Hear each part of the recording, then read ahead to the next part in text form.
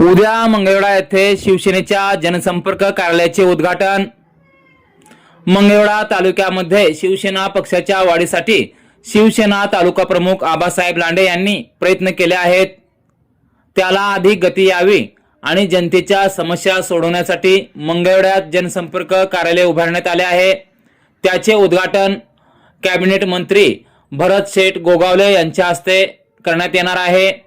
या कार्यक्रमाला प्रमुख पाहुणे म्हणून माजी गृहमंत्री सिद्धराम म्हेत्रे, सोलापूर लोकसभा संपर्क प्रमुख महेश साठे तसेच जिल्हा प्रमुख तथा सोलापूरचे विद्यमान नगरसेवक अमोल शिंदे आदी उपस्थित राहणार आहेत, अशी माहिती मंगळवेढा शिवसेना तालुका प्रमुख आबासाहेब लांडे यांनी माध्यमांशी बोलताना दिली।